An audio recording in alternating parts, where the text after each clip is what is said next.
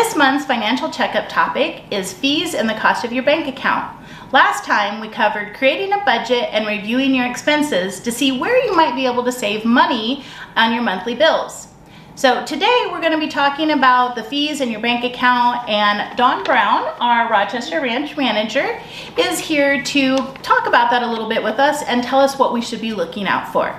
Dawn, thanks for joining us today. Yeah, that's great. Thanks for having me. So thinking of fees, a lot of people don't realize that you don't have to pay anything for your bank account. Here at First Federal, a lot of our accounts are all avoidable fees by having a minimum balance that you have to maintain. Mm-hmm. Yeah.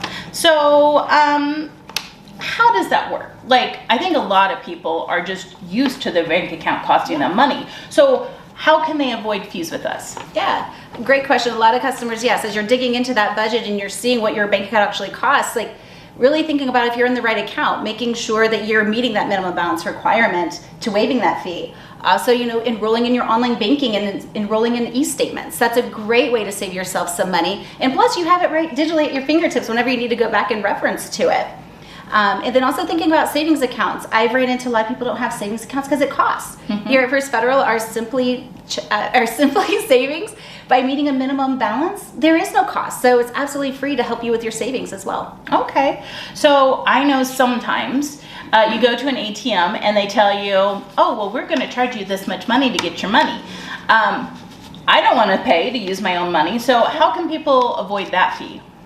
Yeah, so another thing that I found out here at First Federal is that we have a service called MoneyPass. So you can go to any search engine and type in moneypass.com. Mm-hmm. And as you're gearing up for your next trip, you can type in your destination and it's going to bring up all of the ATMs that you can utilize as a First Federal customer at absolutely no cost. So no additional fees for you while you're on your spring break and traveling, and more money in your pocket. Nice. Well, that is awesome. So those are all some really great ideas on how you can save some money. So make sure that you review your accounts and any of the fees that you're paying.